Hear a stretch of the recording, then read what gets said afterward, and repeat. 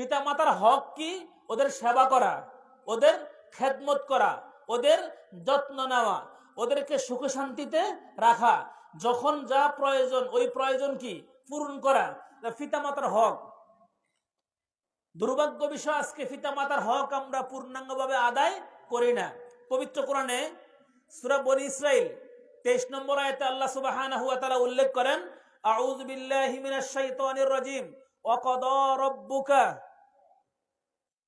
তোমাদের রব আদেশ করেছেন। এটা কার আদেশ?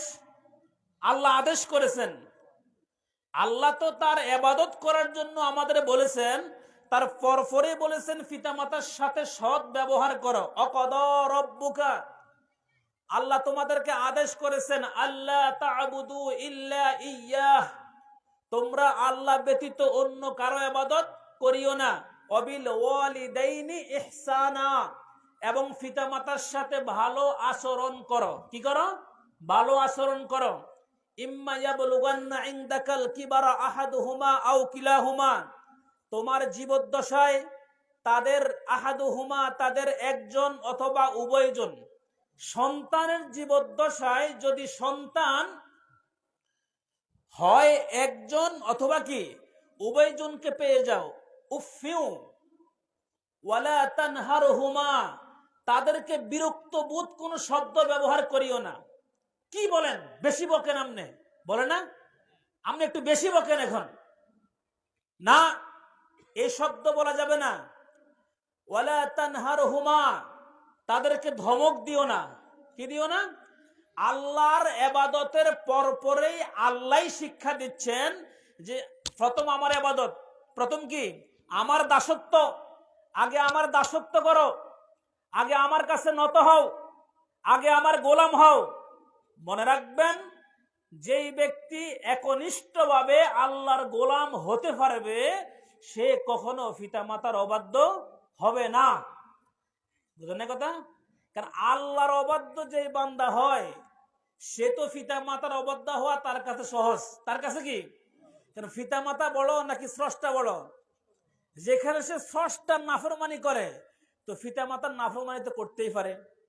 এখানে একটু কাজ আছে পিতামাতার, যে পিতামাতা তার সন্তানকে রব চিনাইতে হবে। কাকে? রব। বুঝেন নাই? রব চিনাইতে হবে। আমরা কি আমাদের সন্তানদেরকে রব চিনাইছি? স্কুল চিনাইছি, ঠিক না? কলেজ চিনাইছি, কম্পিউটারের কাজ শিখাইছি, মোবাইলের কাজ শিখাইছি, ফ্রিজের কাজ শিখাইছি, ইতালি গেলে বেতন বেশি পাবে এটাও কি শিক্ষা দিয়েছি, ডাক্তার হলে টাকা বেশি ইনকাম এটাও কি শিখাইছি, মাঠে কাজ করলে টাকা পয়সা কম পাইবে, সম্মান থাকবে না এটাও কি। এটা কি আমাদের ব্যর্থতা নয়? আল্লাহর গোলামি করতে হবে, এটা সন্তান তার পিতার কাছ থেকে তো শিখবে, শিখবে না? তার মায়ের কাছ থেকে শিখবে। তারপরে আল্লাহ আবার সন্তানকে শিখাবে কি, তুমি তোমার মায়ের সাথে ভদ্র আচরণ করো, নম্র আচরণ করো। তোমার জীবদ্দশায় একজন অথবা উভয়জনকে পাও, তাদেরকে বিরক্ত বোধ শব্দ ব্যবহার করিও না, তাদেরকে ধমক দিও না।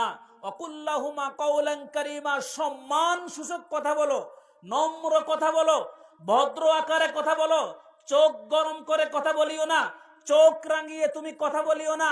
এটা আল্লাহই তো শিক্ষা দিয়েছে। কে শিক্ষা দিয়েছে? তো আল্লাহকে তো শিখতে হবে নাকি, আল্লাহকে তো চিনতে হবে। তা আমাদের সন্তানরা তো আল্লাহকে চিনে না। আল্লাহকে চিনে? সে যে রবের গোলাম হতে হবে। রবের গোলাম যে সন্তান হবে সে পিতামাতার আনুগত্যশীল অবশ্যই কি হবে। যারা পরহেজগার সন্তান, 5 ওয়াক্ত সালাত আদায়কারী সন্তান, আলেম, ওদের পিতামাতা কি বৃদ্ধাশ্রমে যায়? কেন যায় না? ও তো আল্লাহকে চিনছে জন্য। বুঝেন নাই? আল্লাহর গোলাম হয়ে গেছে জন্য সে তার পিতামাতার আনুগত্যশীল হয়।